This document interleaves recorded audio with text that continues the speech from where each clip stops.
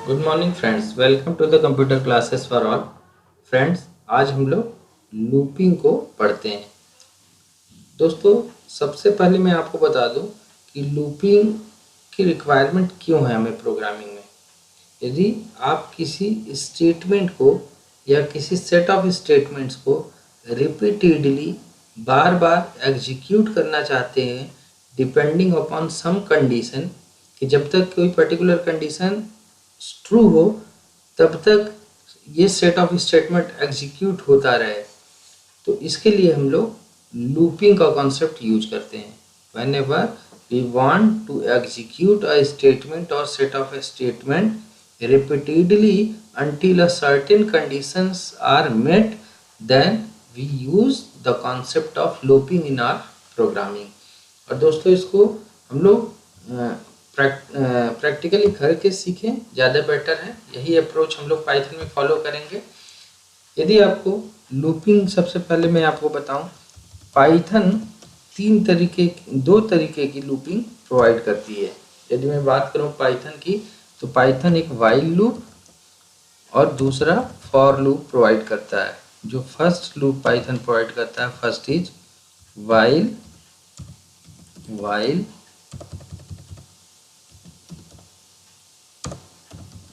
Loop, and second जो provide करता है दोस्तों, ये फॉर लूप। ये दो ही लूप प्रोवाइड करता है। दूसरी लैंग्वेजेस 3 लूप प्रोवाइड करती थी, while, do while and for, लेकिन पाइथन सिर्फ वाइल और फॉर लूप को प्रोवाइड करता है। दोस्तों, लूप जब हमें चलाना है, सबसे पहले हम लोग वाइल लूप की बात करें। जब आपको ये फिक्स पता ना हो कि कितनी बार रिपीटिशन करना है, अननोन है, तो उस केस में आपको ये डेफिनेट नहीं है कि कितने टाइम्स लूप में रखी हुई चीज़ें चलानी है, कितनी बार स्टेटमेंट्स का रिपीटिशन करना है। उस केस में हम लोग वाइल लूप का यूज करते हैं दोस्तों। और वाइल लूप का यूज करने के लिए सबसे पहले आप कोई भी एक वेरिएबल लेके उसको किसी एक इनिशियल वैल्यू से इनिशियलाइज कर दीजिए। जैसे कि मैंने आई को 1 से इनिशियलाइज कर दिया, पहला काम। इसे हम लोग बोलते हैं इनिशियलाइजेशन। सबसे पहले मैंने क्या किया, इनिशियलाइजेशन करने के बाद दोस्तों, ये मैं स्टेप बताता रह रहा हूँ। कभी भी लूपिंग करेंगे तो सबसे पहले हम लोग इनिशियलाइज कर लेंगे किसी भी एक वेरिएबल के किसी वैल्यू से। फिर हम लिखते हैं वाइल, और इसके अंदर कंडीशन देते हैं कि आई की वैल्यू, मान लीजिए आपको रिपीटिशन 10 टाइम करना है, तो जब तक I is less than equals to 10 लिखा, ठीक है, ये कंडीशन दिया। उसके बाद वाइल की बॉडी स्टार्ट करते हैं कॉलम लगा के उसके बाद इंडेंटेशन दे देते हैं। ये कोलैबोरेटिव ऑटोमेटिकली इंडेंटेशन दे रहा है दोस्तों। और यहाँ पे आप वो स्टेटमेंट लिखिए जिसको भी आपको एग्जीक्यूट करना है। मान लीजिए मैंने यहाँ लिख दिया प्रिंट हेलो, मैंने लिख दिया प्रिंट हेलो, एक हेलो मैसेज प्रिंट करा है मैंने। और यहाँ इसके बाद दोस्तों मुझे ये ख़त्म करना है, तो ख़त्म। इसके बाद हम लोग तो सबसे पहले इनिशियलाइज किए, और यहाँ पे हमने क्या लिखा है वाइल के अंदर दोस्तों, क्या लिखते हैं हम लोग, कंडीशन लिखते हैं। कंडीशन दिया, और जब तक ये कंडीशन ट्रू है तब तक ये अगर अपने बॉडी में, इसे बोलते हैं लूप की बॉडी। जो इस वाइल के अंदर लिखा जाएगा दोस्तों, उसे बोलते हैं लूप की बॉडी, है ना। और ये कॉलम लिख के इंडेंटेशन, इस इंडेंटेशन में इसके आगे मान लीजिए मैंने फिर से लिखा हाय, मैंने लिखा प्रिंट हाय, तो ये हाय जो है ये भी किस में है, इस वाइल लूप की बॉडी में ही है। वाइल लूप की बॉडी से बाहर कैसे निकलेंगे, बैक स्पेस मार के वाइल के अलाइनमेंट में आ जाइए, मीन्स आपकी ये बॉडी, लूप की बॉडी कंप्लीट हो गई, ठीक है ना। लूप से निकलने से पहले दोस्तों, आप लास्ट में हम लोग क्या करते हैं, जो इनिशियलाइजेशन किए वेरिएबल को, उसको इंक्रीमेंट या डिक्रीमेंट करते हैं। सिंस आई की वैल्यू 1 है, उसको मुझे 10 तक लेके जाना है, तो I equals to i plus 1 लिखेंगे। और एक बात ध्यान रखिएगा दोस्तों कि पाइथन के अंदर आई प्लस प्लस या आई माइनस माइनस, जो कि हम लोग सी जावा में यूज करते हैं इंक्रीमेंट डिक्रीमेंट के लिए, प्लस प्लस ऑपरेटर और माइनस माइनस ऑपरेटर, वो पाइथन प्रोवाइड नहीं करता। तो आपको I equal to i plus 1 ही लिखना पड़ेगा, क्लियर है। और इसके बाद इस लूप से बाहर निकल जाइए। तो ये क्या करेगा दोस्तों, ये पाइथन का प्रोग्राम आई की वैल्यू इनिशियलाइज किया 1, इसे बोलते हैं हम लोग, जो ये लास्ट में हम लोग लिखे हैं इसे बोलते हैं इंक्रीमेंट या डिक्रीमेंट। इंक्रीमेंट यहाँ मैंने किया है इंक्रीमेंट। अब यदि इसको 10 से स्टार्ट किए रहते 1 तक लाना रहता तो डिक्रीमेंट करते। ठीक है, तो आई की वैल्यू 1 कर लिया। वाइल में हमने चेक किया क्या आई की वैल्यू 10 से कम या इक्वल है, तो यस लेस है, तो लूप की बॉडी में आकर के ये प्रिंट कर देगा ये दोनों लाइन। ठीक है, और फिर आई की वैल्यू 1 थी पहले, I equal to i plus 1 से 2 हो जाएगी। यहाँ से कंट्रोल वापस दोस्तों इस कंडीशन के पास जाता है। कंडीशन यदि फिर से ट्रू है तो अंदर आकर के फिर से इसे प्रिंट करेगा और आई की वैल्यू बढ़ाएगा, फिर बढ़ा के फिर कंडीशन के पास जाएगा। कंडीशन ट्रू है तो अंदर आकर के फिर से इसे प्रिंट किया और आई की वैल्यू फिर बढ़ा देगा। फिर बढ़ाने के बाद मीन्स ऐसे ही रिपीटेडली तब तक जाएगा, चलता रहेगा जब तक ये कंडीशन ट्रू होती जाएगी। तो आई की वैल्यू सबसे पहले 1 है, 1 is less than equals to 10 true है तो ये दोनों प्रिंट हो जाएगा। इसके बाद आई की वैल्यू 2 हो जाएगी, 2 is less than 10 equals to 10, अब भी ट्रू है तो फिर से ये प्रिंट हो जाएगा दोनों। क्लियर है ना। तो इस तरीके से आई की वैल्यू जब 10 हो जाएगी, आई की वैल्यू 10 तो 10 is less than equals to 10, अब भी ट्रू है तो 10वीं बार भी ये प्रिंट हो जाएगा। और आई की वैल्यू 11 होगी, 11 होते ही फिर यहाँ आएगा 11 is less than equals to 10, ये कंडीशन फॉल्स हो जाएगी और कंट्रोल अपने लूप की बॉडी के बाहर यहाँ पे आ जाएगा। क्लियर है दोस्तों। तो इस तरीके से हम लोग लूप चलाते हैं। यदि इसको रन करके देखेंगे तो हाय, उसकी लाइन अगली लाइन में हेलो, हेलो और हाय ये 10 टाइम्स प्रिंट होकर के आएगा। यदि आप रन करेंगे तो हेलो एंड हाय देखिए आप लोग 10 टाइम्स प्रिंट होकर के आ रहा है। 1 2 3 4 5 6 7 8 9 10। क्लियर है ना। और ये हेलो हाय दोनों दो मैसेज इसलिए लिखा था कि आपको पता चले कि ये ब्लॉक ऑफ स्टेटमेंट है।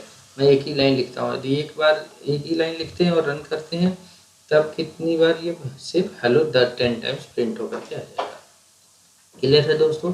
हम चाहें कि इसके पहले आई की वैल्यू भी लिख करके आए तो हम लोग यहाँ आई कॉमा यदि लिख दें तो आई की वैल्यू लिख के आ जाएगा, उसके बाद हेलो लिखेगा। फिर आई की वैल्यू पहले 1 होगी तो 1 हेलो, 2 हेलो, 3 हेलो ऐसे लिखता रहेगा।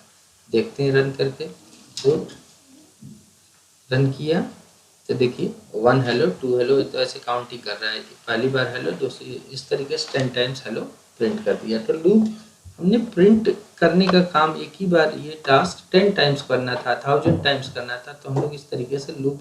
तो what is the purpose of loop?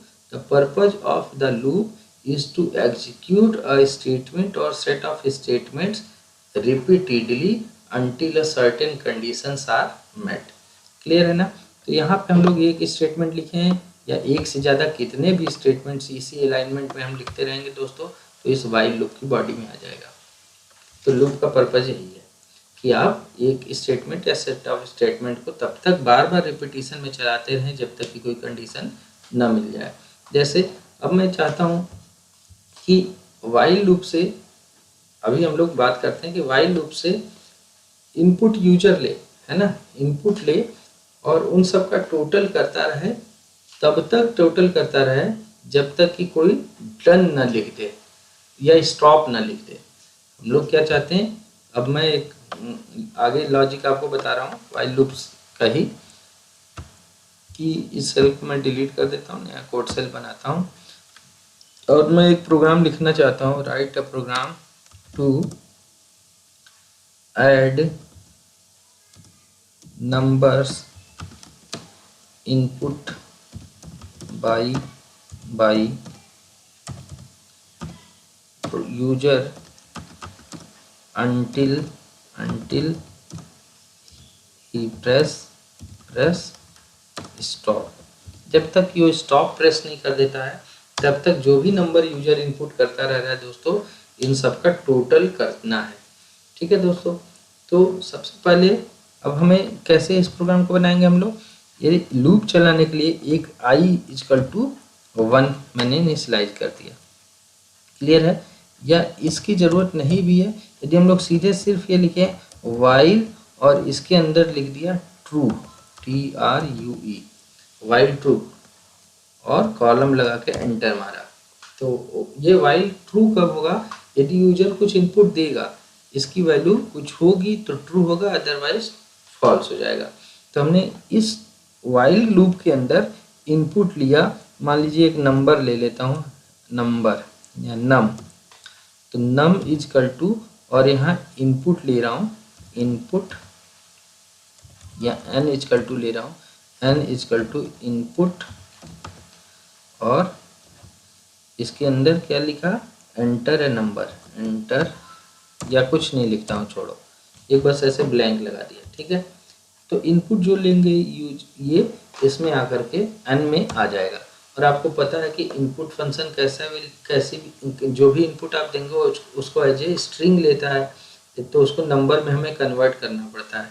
तो सबसे पहले हमने यहाँ चेक किया कि जो n में वैल्यू आई है कि n इजिकल टू स्टॉप लिखा है क्या, जो यूजर ने वैल्यू दिया है n की वो स्टॉप लिख के दिया है क्या। यदि स्टॉप लिखा है दोस्तों तो हम लोग ब्रेक कर देंगे। ब्रेक कीवर्ड क्या करता है, कंट्रोल को लूप से, जैसे ब्रेक कीवर्ड इनकाउंटर होता है तो वैसे ही आपके प्रोग्राम का कंट्रोल लूप के बाहर निकल जाता है। क्लियर है।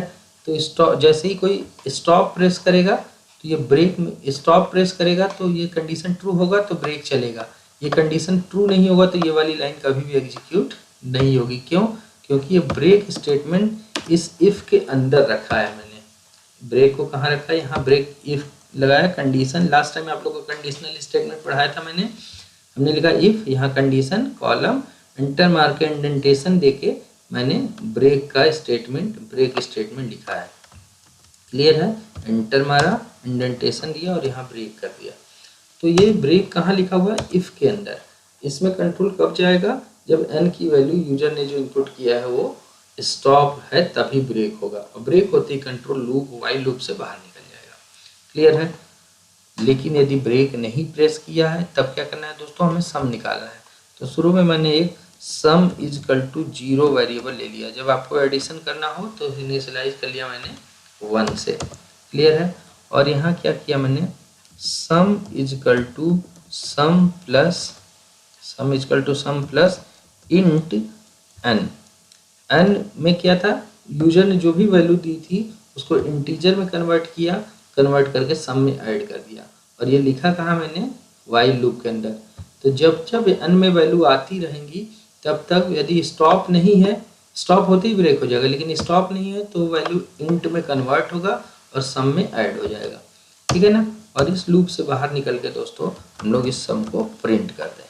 लूप से बाहर निकलने से क्या फायदा होगा कि ये प्रिंट टोटल सम, जब तक लूप में एंट्री आती रहेंगी तब तक सम होता रहेगा, जब लूप से बाहर निकलेंगे तभी सम को प्रिंट कर रहे हैं, जिससे कम्युलेटिव सम प्रिंट हो। तो यहाँ मैंने प्रिंट किया sum is equal to, sum is equal to क्या, कॉमा देके लिखा सम, सम इजकल टू सम। तो सम वेरिएबल में जो वैल्यू होगी वो प्रिंट हो जाएगी। रन करते हैं दोस्तों। तो यहाँ मैंने वैल्यू दिया, मान लीजिए 5, फिर वैल्यू दिया 4,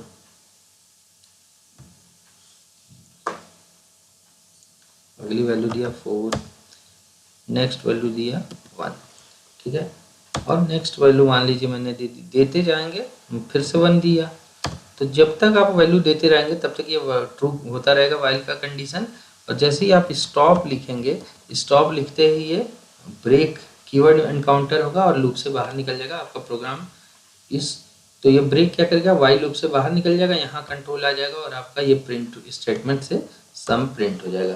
तो फाइनली जब हमने स्टॉप देकर एंटर किया, स्टॉप करके एंटर किया, तो आपका प्रोग्राम क्या होगा दोस्तों, स्टॉप हो जाएगा। यहाँ पे प्रिंट एफ लिखा है, सिंस दोस्तों ये बार बार मिस्टेक करता हूँ मैं, ध्यान रखना है कि प्रिंट एफ तो यहाँ नहीं चलता है, यहाँ तो प्रिंट चलता है। तो मैंने एक वैल्यू दिया 5, फिर दिया 4, फिर दिया 1, फिर से रन करिए, इसको रन किया, वैल्यू दिया 5, उसके वैल्यू बाद दिया वैल्यू 4, फिर वैल्यू दिया 1, फिर वैल्यू दिया 1। अब कर देता हूँ स्टॉप, स्टॉप करते ही ब्रेक मिलेगा, लूप से बाहर निकल के प्रिंट स्टेटमेंट से आपका सम प्रिंट होकर के आ गया, जो इन सबका सम है। तो ये तब तक, जब तक यूजर इनपुट देता रहेगा तब तक की सारी वैल्यूज सम होकर के आ जाएंगी। क्लियर है ना। और जैसे ही कोई ब्रेक की प्रेस करेगा वैसे ही आपका लूप इस कंट्रोल से बाहर चला जाएगा, कंट्रोल लूप से बाहर चला जाएगा और आपका लूप के बाहर जो स्टेटमेंट लिखा है वो प्रिंट हो जाएगा।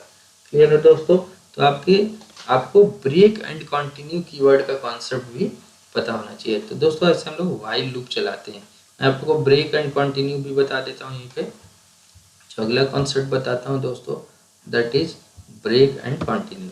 यदि मैं यहाँ बता दूँ हैश ब्रेक कीवर्ड, ब्रेक, अभी ब्रेक का मैंने आपको बताया था, फिर से बताता हूँ। जैसे यदि आपने वही वाला प्रोग्राम लिखते हैं दोस्तों, i इक्वल टू 1 लिखा, while i is less than equals to 10, तब तक आपने प्रिंट किया print i comma hello, i comma hello, ये i प्रिंट होता रहेगा, ये प्रिंट होता रहेगा i में जो भी वैल्यू है। लेकिन ये जो प्रिंट करने का काम दोस्तों, हमें जैसे ही यदि i की वैल्यू मैंने लिखा if i equals to 5, i की वैल्यू जैसे ही 6 हो, मान लीजिए i की वैल्यू जैसे ही 6 हो, उसके बाद या कंट्रोल ब्रेक हो जाए, फिर जैसे ही 6 i वैल्यू वैसे ही ब्रेक हो जाए, तो क्या करेगा ये? वाइल लूप में मैंने ये सारी चीज़ें रखी है। i की वैल्यू 1 होगी और इसके बाद मैं i की वैल्यू इंक्रीमेंट कर देता हूँ, i equal to i plus 1। ठीक है, तो i की वैल्यू 1 है, लेस देन 10 है। i यहाँ i की वैल्यू 1 हुई, आकर के कंडीशन चेक किया, कंडीशन ट्रू है तो अंदर लूप के अंदर आया, चेक किया कि i की वैल्यू 6 है क्या, तो अभी तो 1 है, तो ये कंडीशन ट्रू नहीं हुई तो इस ब्रेक में नहीं जाएगा। इस ब्रेक के पास कब जाएगा कंट्रोल? जब ये कंडीशन ट्रू हो। तो यहाँ नहीं जाएगा कंट्रोल, अगली लाइन में यहाँ आया और 1 कॉमा हेलो प्रिंट कर देगा। i की वैल्यू 2 होगी, फिर ये कंडीशन मेट नहीं होगा ये वाला, तो फिर से प्रिंट कर देगा 2 की वैल्यू। तो ऐसे 1 2 3 4 5 तक प्रिंट करेगा। लेकिन जैसे ही i की वैल्यू 6 होगी, 6 होते ही ब्रेक मिला, 6 होते ही कंडीशन ट्रू हुआ तो इफ के अंदर चला जाएगा और ये ब्रेक कीवर्ड मिला। ब्रेक कीवर्ड मिलते ही कंट्रोल कहाँ चला जाएगा? लूप के बाहर, इस जगह पे। क्लियर है? और तो इसका मतलब आपका प्रोग्राम तब तक हेलो प्रिंट करेगा जब तक कि i की वैल्यू 5 है। 6 होते ही उसके बाद की सारी चीज़ें कंट्रोल आपका प्रोग्राम क्या करेगा? लीव कर देगा, बाईपास कर देगा। क्लियर है ना? तो इस तरीके से बाईपास ना किया जाए। Break keyword is used to jump the control outside the block as soon as the condition are met. जैसे ही वो पर्टिकुलर सिचुएशन अराइज हो जिससे ब्रेक बाइंडेड है, तो वैसे ही आपका लूप कंट्रोल के बाहर आ जाए, उसके हम लोग ब्रेक कीवर्ड यूज करते हैं। रन करके देखिए दोस्तों, तो आप देखेंगे कि आपका 1 से लेकर 5 तक हेलो प्रिंट हुआ है। यदि ये ब्रेक ये वाले चीज़ हम ना लगाएं दोस्तों, यदि इसको मैं हटा दूं और तब आप देखेंगे कि 1 से 10 तक पूरा प्रिंट हो रहा है हेलो। आपका हेलो 10 टाइम्स पूरा प्रिंट होकर के आ रहा है, आएगा। यदि आप इसको रन करेंगे, इस स्टेटमेंट को यदि हम फिर से रन करें तो आप देखेंगे कि 10 टाइम्स प्रिंट होकर रहा था। लेकिन यदि हमने यहाँ एक ये कंडीशन डाल कर ब्रेक उससे बाइंड कर दिया, तो जैसे ही कंडीशन मेट होगी ब्रेक से कंट्रोल लूप के बाहर आएगा और ये लूप टर्मिनेट हो जाएगा, काम इसका ख़त्म। तो इसलिए हम लोग ब्रेक कीवर्ड का यूज करते हैं। नेक्स्ट डिस्कस करते हैं दोस्तों continue keyword. Continue keyword is used to send the control back to the beginning of the block.